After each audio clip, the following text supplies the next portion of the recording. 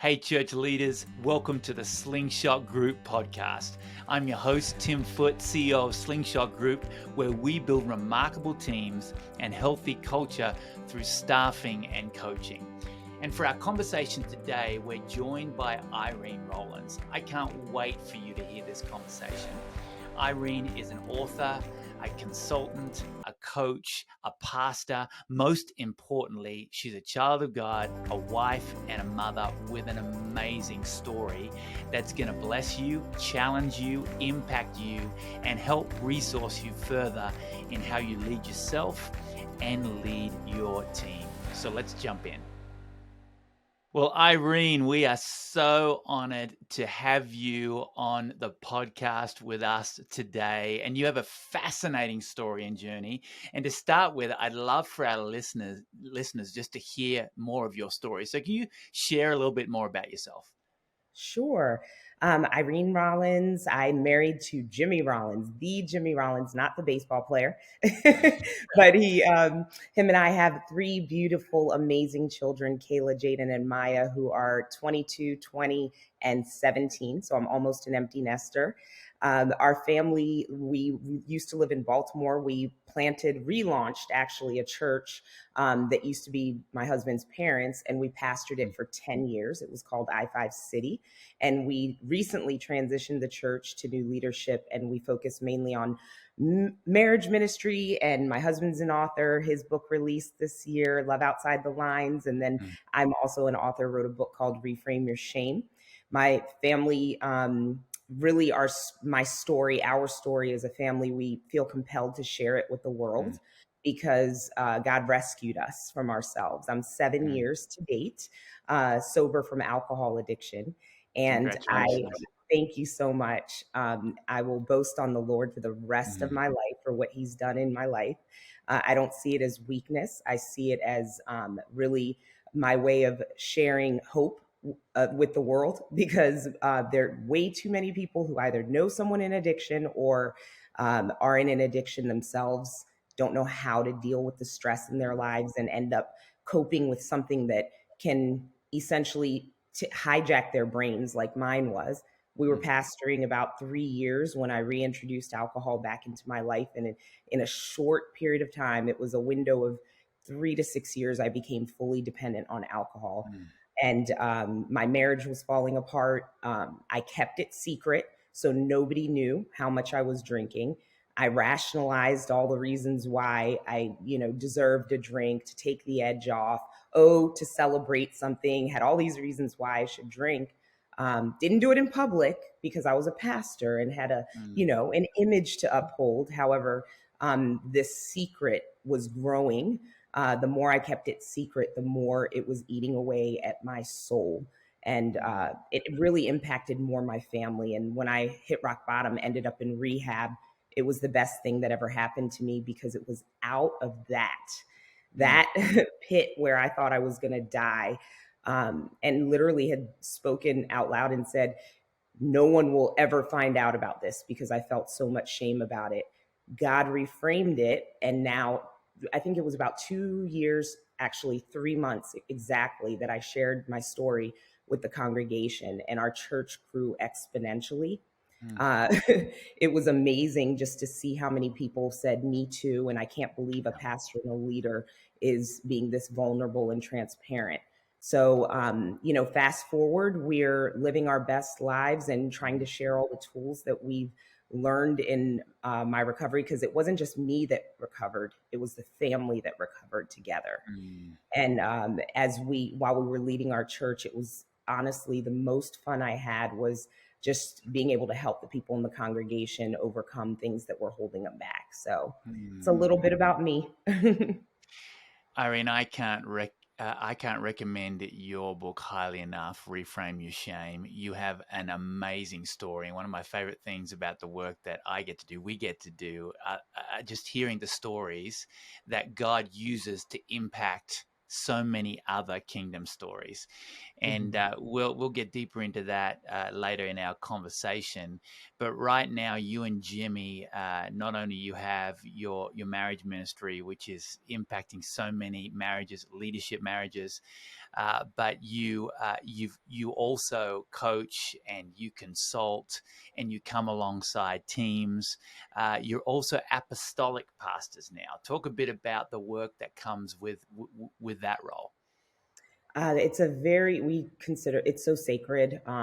Just being able to come alongside the vision of a church, like you said, uh, alongside the senior pastors to just really be there for them and have what we didn't have, a Mm, place to go for them to mm, have a safe place to go where we can pray with them, where we can resource them so that we can emphasize that healthy uh, family and healthy marriage equals a healthy ministry.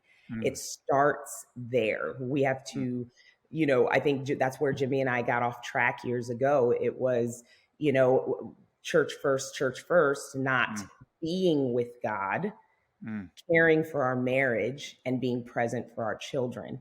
So we mm, got that all wrong. And my coping mechanism was alcohol. Jimmy's was food. He got up to mm. 420 pounds when Wow. he was at his heaviest. And I Mm, think I was about 2.5 years sober when he had congestive heart failure. mm, And literally, he said, "I need your help. I need to deal with this." And he had seen me walk through my program of recovery and began applying it for himself. And now he's, 160, 70 pounds lighter. Um, mm, yeah, just handsome, and we're living our best life, and we're free, like free from these things, these that that were crutches in one season of time, but mm. now that we've brought them to the light and done the work to get free, we get to live in freedom and then help set others free. It's really cool. I guess you could say, Irene, that you give what you didn't have to Yes, other leadership couples now. that's it. Yeah. That's it. And we talk so much about leading teams, and we love delving into to leading teams better and leading healthy teams. We'll talk about that, but we don't talk enough about leading ourselves. And we at Slingshot, we serve hundreds of ministry organizations every year, and we hear amazing stories being written. But as you know, because you and Jimmy work with a lot of leadership couples and teams and churches, we hear a lot of tragic stories too, Mhm. and sadly, less and less of those stories surprise us now, because of the pressure that leaders are under. We want to hear more amazing stories, though. Mhm. And I'll be at my kids' basketball games hearing stories about toxicity in churches and unhealthy teams. I'll be at a lunch or a coffee with an unchurched person saying, "Did you see the documentary about this church movement or that church movement? What do you make of that?" We need better stories Mhm. to advance God's kingdom here on earth as it is in heaven. And one of the things I want to ask you, one of the many things I want to ask you, is what aren't seminaries and colleges teaching leaders? And what are the most important qualities that are rarely on a resume? That is a great question. I believe it's emotional health.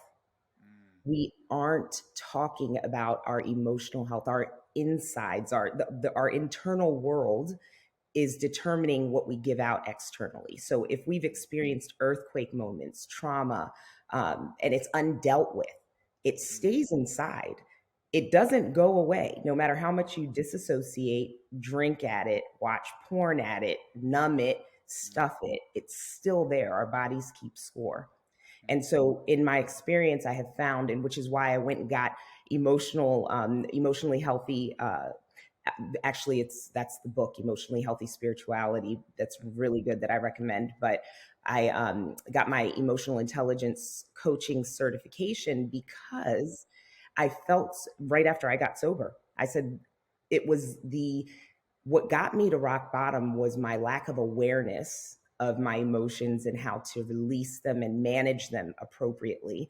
And so I'm going to learn and study. So leaders are self feeders.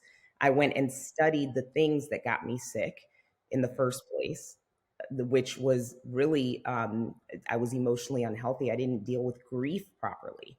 mm, I don't think in church, we're in seminary and things like that, Bible college, we're not teaching them how to grieve. Our churches need to grieve, learn how to grieve our past hurts, wounds when people leave the church. So when we had losses in our church leading it, I didn't know how to deal with all of that. And like you said, those pressures just kept piling. So it was undealt with pain from my past and trauma. Then you had current pain from people dying, betrayal, things that are gonna happen Right. when Right. you're leading a church. And then coupled with not knowing how to manage those appropriately Mm, is what led to the coping mechanisms. And mm, that pressure isn't going to go away, it's coming. So, mm, why don't we position ourselves to be as emotionally aware and emotionally healthy as possible? And really, at the end of the day, we can't be spiritually mature without being emotionally healthy. So, our mm, churches are going to get what we give out, and we can be walking around with such a lack of awareness of mm, how our internal world is impacting other people. And so I think if we slow down long enough to take some time to really deal with our emotional world, we're going to interview better. Our teams are going to be healthier. Um, One thing when I was a recruiter and when I was leading a church, like mm, I felt like in interviews, people lie. They're mm, coming to work for a church, but they're lying about they have this great skill set, but they come on staff and they terrorize our volunteers and our people mm, because they have anger issues. They're not sleeping at night. They have insomnia, so they're grumpy all day at work and they're mm. mean. Do you see what I'm saying? Like if we deal with our mental health, our ADHD, whatever it is, we're going to be a better resource to the kingdom of God and our the churches we're serving. Yeah. You said sometimes you feel like people lie in the interview process. That makes me think about the fact that we measure hard skills. We teach hard skills. We put hard skills on a resume, but we don't pay enough attention to the soft skills. Hmm. And you said we need to slow down long enough to deal with our emotions. Talk a little bit more about that. Sure. So emotional intelligence, like you were saying, is something we can grow in for the rest of our lives. It's this soft skill that actually statistics say we will be more successful in our careers, Mm, relationships. Our relationship with God will go to a whole nother level when we are emotionally aware and emotionally healthy. mm, When we don't, but in the church world, a lot of the time we're fast, we're mm, moving. I mean, exponentially fast. My mm, husband was that pastor and that leader. He was mm, going 100 miles per hour, and he and he would crash and burn and get back up again and do it all over again. And what we were doing was we were bringing our staff along that very damaging journey right. to our souls.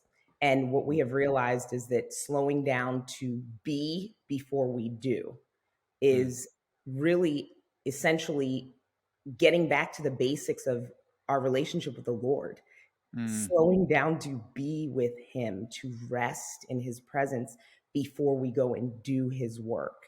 And in mm, ministry, a lot of the time we get it wrong. We're so busy trying to the mission of the church. We got to go do. And we get sick.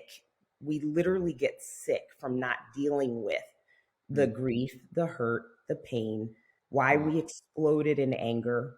Like, let's dig a little bit. It's like just slowing down with your employee and asking them, hey, tell me more about why you had that reaction in staff meeting.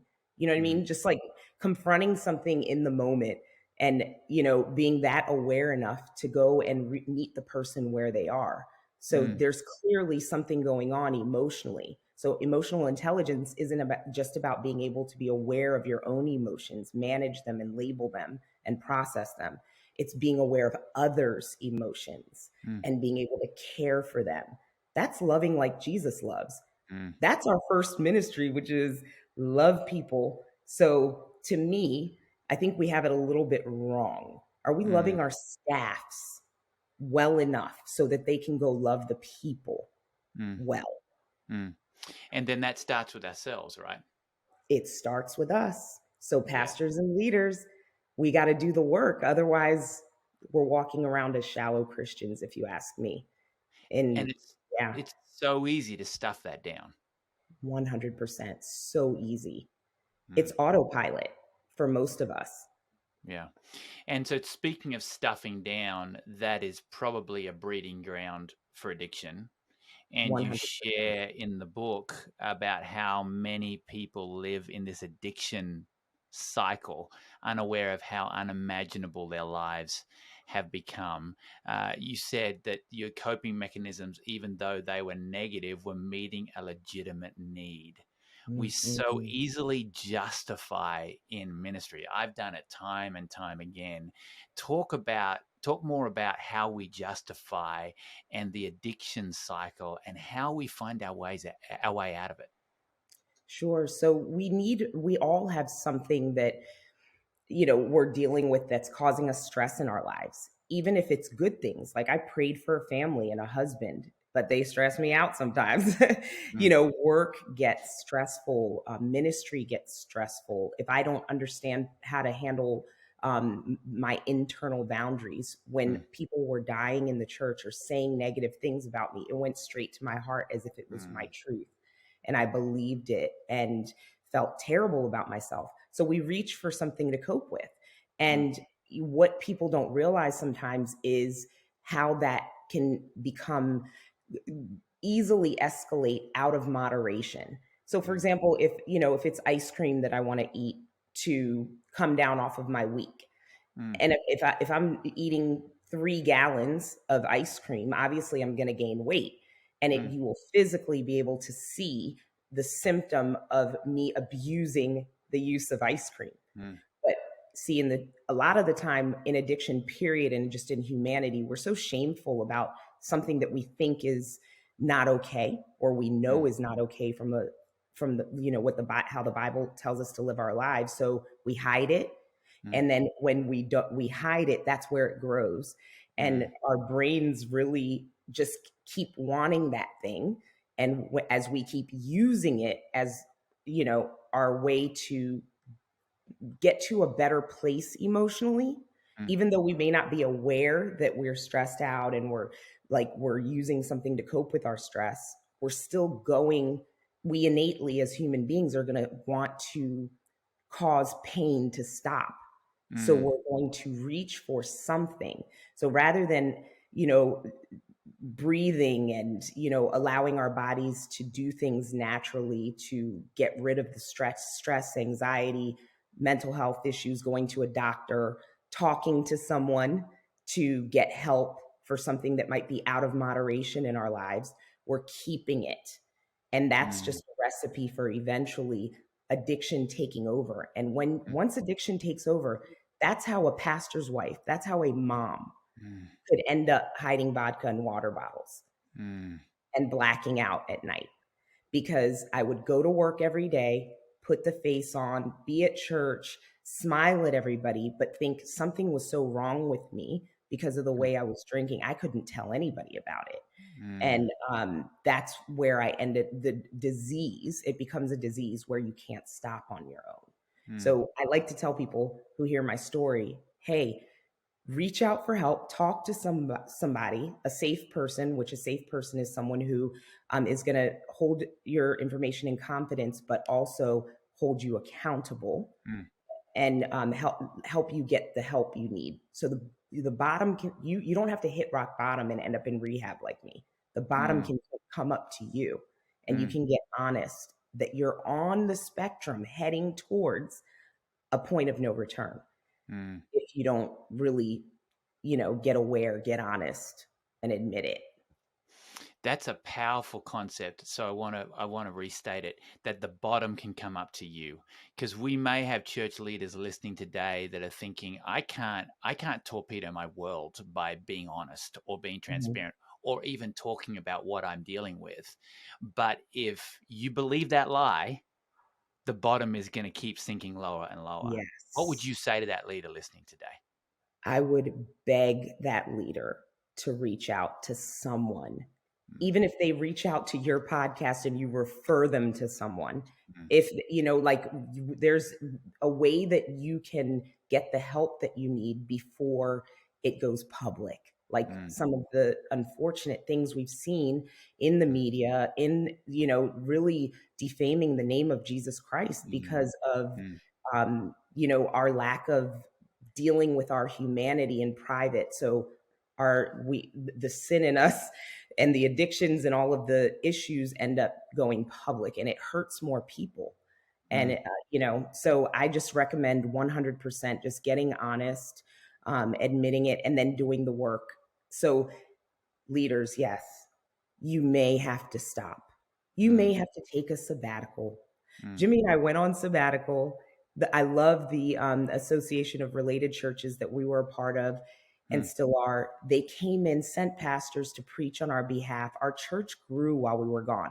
We were mm, gone. We were on a 6-month sabbatical, getting healthy, working on our marriage, our kids going to counseling, all of us recovering together as a family.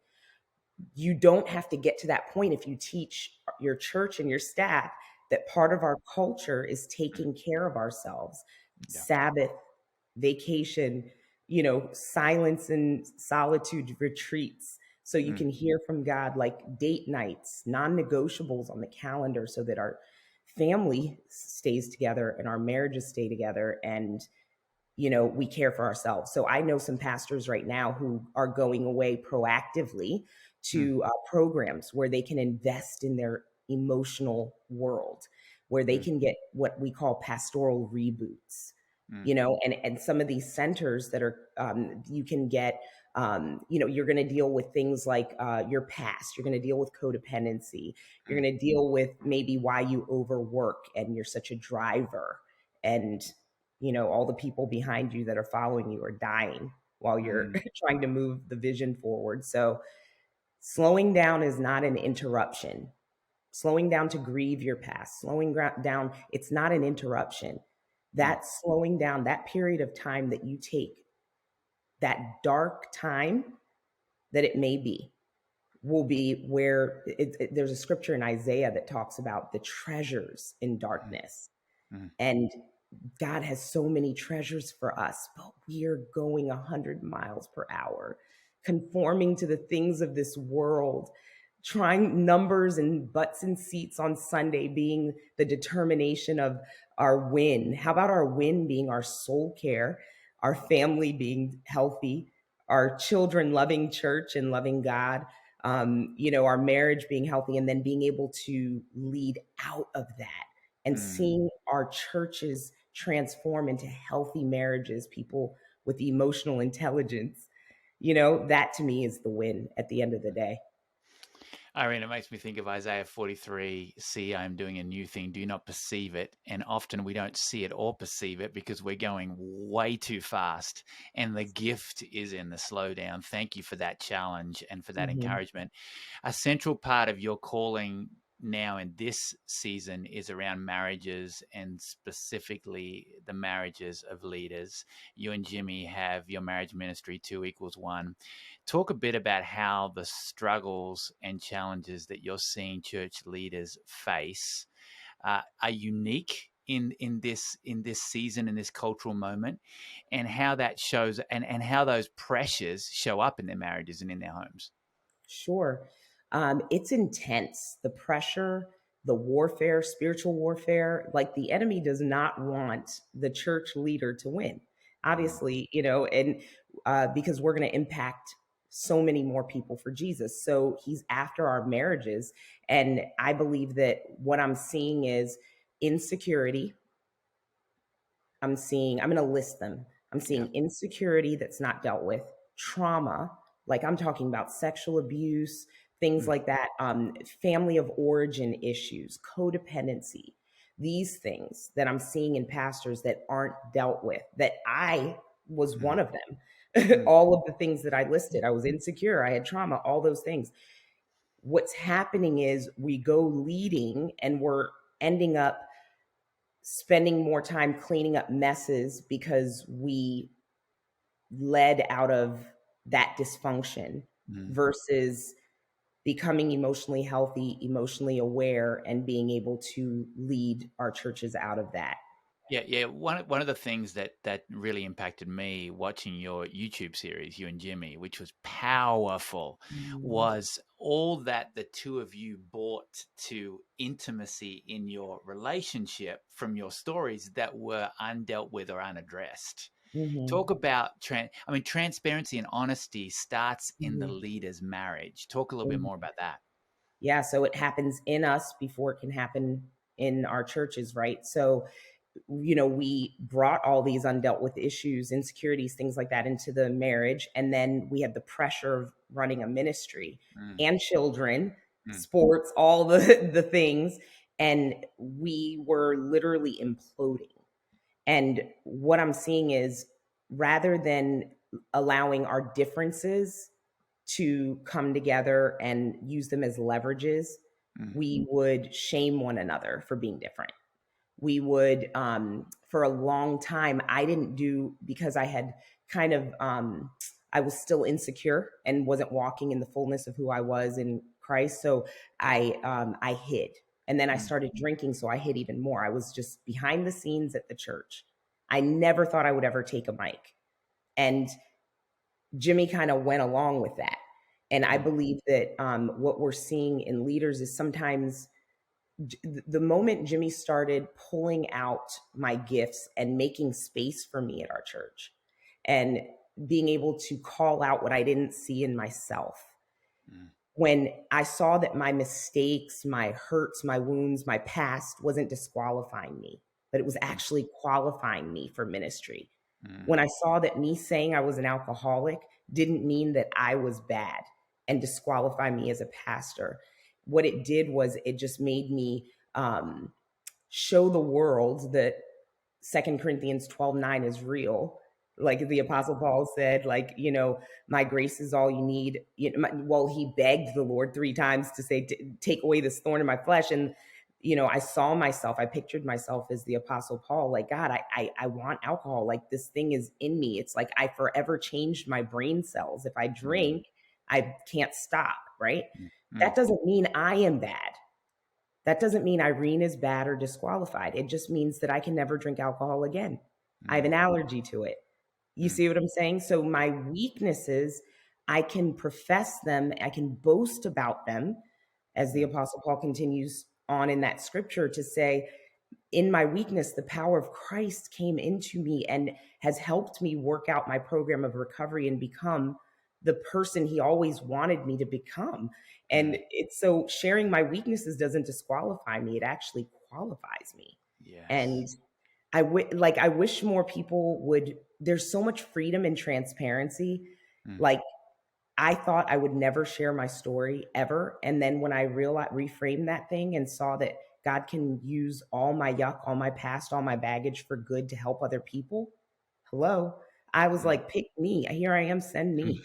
Like, I'm going, because that thing that almost killed me can mm. help someone else. Yes. Now, there's a timing to everything. It's not like, you wake up in the morning after one day sober and you go out and tell the world you were an alcoholic as a leader. You have to do the work Mm, behind the scenes quietly, keep, you know what I mean, in a safe space, and have integrity in that and accountability. And as you do that, I believe there will come a time where the Lord will release you to share, yeah. so you can help other people.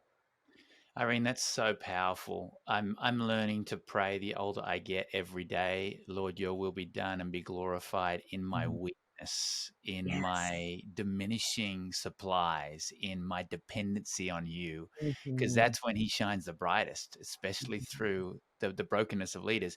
You've said that you and Jimmy have been married for over 22 years, and it's been about the best 5 years ever. And there are Mhm. likely a lot of leaders listening to this today, hoping their best years ever ahead of them. Speak Mhm. to that person today. What's it going to take for them to help experience marriage at its best? Admitting and getting honest, admitting your issues, admitting your weaknesses, and getting transparent with your spouse, with God, with your Mm, spouse, and like I said, with those safe people, and actually getting accountable. So that means it's very humbling. It was so humbling for Jimmy to be confronted by pastors in our lives who spoke into us and said, Jimmy, you're controlling. And Mm. he was like, "No, I'm not." And that was something that he got to deal with. And then as he did, he created the space for me to come in and lead alongside him at our church. And we both began to shine. And in our marriage, when we both began to admit our weaknesses, day 38 of rehab, I finally said, "My name is Irene. I have a problem with alcohol, and Mm. I believe I am an alcoholic." And that day, when I called my husband and I finally admitted, he was praying for our divorce. I mean, he was preparing Mm. for our divorce.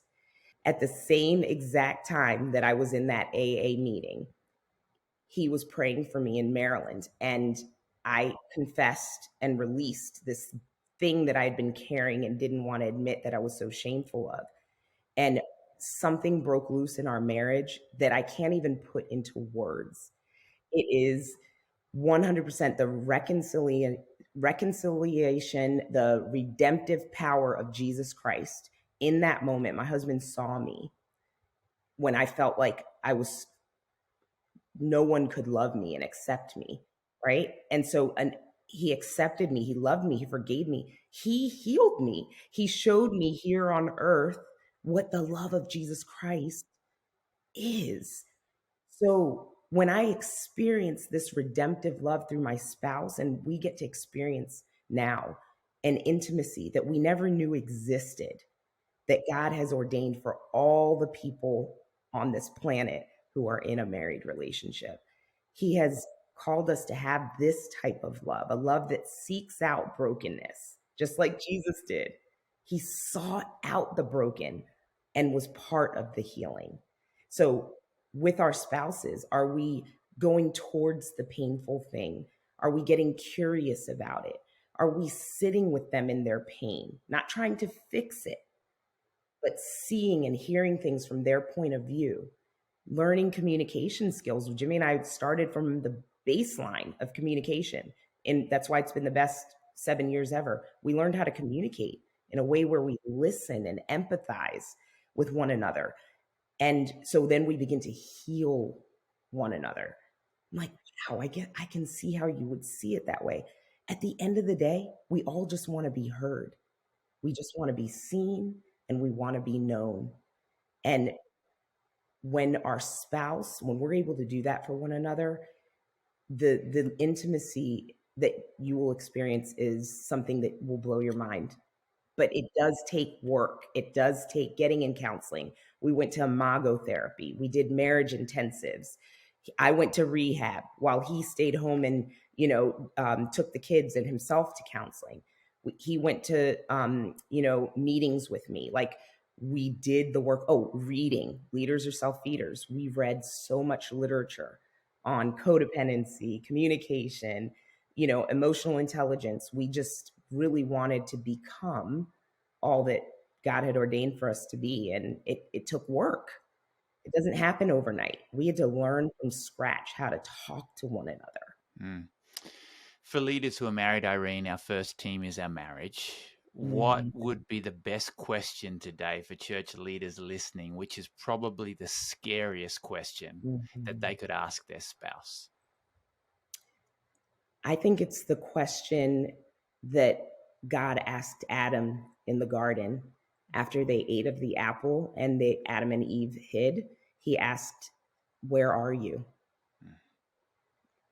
That's what came to my mind right away. It's like, ask your spouse, like, where are you spiritually? Where are you emotionally? What are you struggling with? What are there ways that I've hurt you? Like, where are you? Mm. So that I can begin to, alongside you, address those things so we can heal together. Like, but where are you? Are you hiding in shame? Are you hiding that you look at porn from time to time? Mm. Are you, what are you hiding? And so I believe that when we're hiding something, we're hurting someone. Mm. And a lot of the time, we're hurting ourselves and we're hurting our marriages. So, where are you? Mm. That's a powerful question to ask and important homework to do. We've Mm-hmm. talked a Oh, lot yeah. about leading. Yeah, we've talked a lot about leading ourselves, leading at home. What would be your advice as we close, Irene, for Mm-hmm. those leading leaders and teams today? Leading leaders and teams is not an easy job. And I just encourage you to be the leader, be the safe space, be the person that you want your team to be. So if you want your team to be honest, transparent, vulnerable, come to you when they mess up and they, and own the gap, you own the gap. If you want your team to apologize for when they, they do something that's, out of moderation with their temper, their emotions, or whatever, acknowledge when you do it. Just be the leader, be the healthy leader, which means going to counseling, means taking care of your internal world, being with God before you do for God. Be who you want in your church, be the culture. And it'll like ooze out of you onto your people. It'll be contagious. Thank you for that challenge. Irene, where can listeners find you online, find your book, stay connected, connect with you and Jimmy? How can they do that? Sure. My Instagram is at Irene Rollins. And my book, you can find it on Amazon, on anywhere where books are sold. Reframe Your Shame, Experience Freedom from What's Holding You Back. I have a website, irenerollins.com. And you can find me on YouTube too. Tons of messages out there. And my husband just wrote a book called Love Outside the Lines. And you can find his book anywhere where books are sold, as well as IamJimmyRollins.com and at IamJimmyRollins on Instagram. And just for all the couples who may be interested in the marriage side of what we do, you can find us at 2equals1.com, spelt out. It's great. You, Irene, and your story and how you are sharing and working with leaders and teams is impacting the kingdom in amazing ways. Thank you for the work that you are doing, that you and Jimmy are doing together. And thank you so much for this conversation today. Thank you for having me, Tim. I appreciate it. Well, thanks for listening. This might be a conversation you actually want to listen to again, because there might be some gems that you missed, or a gift could be giving it to another leader that needs to maybe slow down, take a closer look at how they're leading at home and how that impacts how they lead their ministry team. So please leave a review on Apple Podcasts, subscribe, and until next time, stay curious and reach for the remarkable.